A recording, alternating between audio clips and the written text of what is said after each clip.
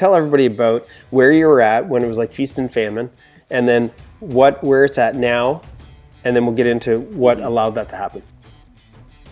Yeah, really started probably towards the end. Well, the start of 2018, I think we've been with PFC. Well, it would have been 19, I think. We've been with PFC for almost 2 years. And back then, when things weren't going well, we had just come off of a pretty terrible winter, and we even ended the fall with some shitty projects. At that point, we had a small staff. I think we maybe had 8 employees at the time. The employees we had weren't necessarily longevity type employees. I mean, we were still a young company, but nobody was really kind of like, oh, he's going to be an A player for forever. And we had to let one of our top guys go who was getting paid the most, but he was like the newest guy there. That was really unfortunate, and literally a college grad, and this was his first job out of college, and we had to lay him off basically after 2-3 weeks of being with us. Shit, dude. Yeah, that was bad.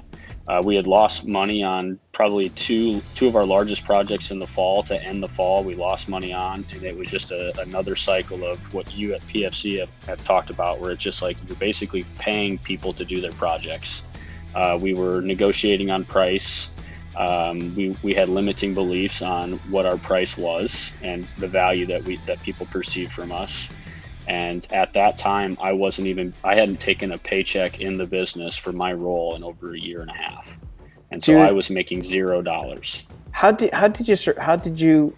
you serve, like, and what was your family situation then? Well, so I fortunately had a teaching position. So I've been teaching construction management at a local university for almost 5 years now. And I started adjunct teaching in just a night class when I was still an engineer designing HVAC and plumbing systems, and I quit that job to go full-time at UNI, and I did that because I was going to simultaneously start Team Builders at the same time. And I had my business partner who was going to go do the work in place, so he was really one making the paychecks. He was actually putting the work in.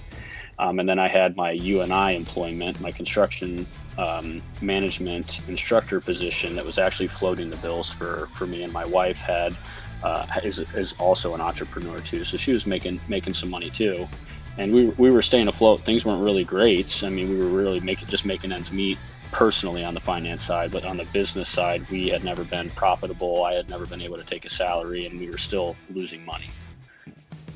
Now we spin the clock forward. So let's talk a little bit about some of these systems you put into play. And actually, before we do that, what's it look like now? What's it look like today versus that feeling like shit, like what the hell, Yeah. Back then, we were still working. We were basically working out of a coffee shop. Today, we have our own office. I'm actually sitting in my desk, which is kind of elevated in a kind of upper suite above a full service kitchen that is the sweetest kitchen you'll ever see. I have 19 employees today. We're talking about adding 401k for our employees here at the end of the year. We have construction booked 3 to 6 months in advance, depending on what type of project. Profits 20% roughly. What were they back then? On the how much of your profits increased? We published, and tell me if it's bullshit. We published that your profits have increased by 60%. Is that bullshit? That is probably bullshit, because it's been from last year to this year, it's been maybe 60%. But like from when we started, if that's what you're talking about, I mean, when you're making negative to making 20, I mean, there's no comparison there. So, but yeah, I think 60% from last year to this year, I think that would probably be no bullshit. I love it, dude. I love it. So how has that changed your life from a personal perspective? Because we've talked about being a champion CEO, right? Like you've described a little bit about how it changed things on the business side, but how about on the personal side? How about as a husband, Yeah, I think when you're at that low point, your personal cup is empty. You're giving everything to business, and it's kind of that inside out life. that outside in life where you're pursuing like external things like winning at business, and I wasn't able to bring home my best. And so yeah, the home life wasn't really the greatest. Not that it was ever like super bad, but it was just like I was giving all my energy to trying to figure things out. And then yeah, being, going away from 9 p.m. to 2 a.m., on the daily was also difficult.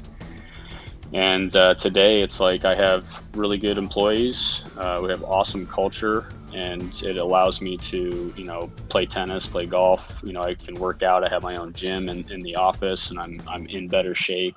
I'm a better husband, a better father. I've simplified my life. And yeah, man, it is truly that champion CEO lifestyle. It's not necessarily business. And so now I live more of an inside out life where I have my own cup full all the time from doing those activities and filling myself up with books, obviously working out, having fun, to where when I go home, and the business is doing good as well. And when I go home, my cup's full and I can overflow into my family. Dude.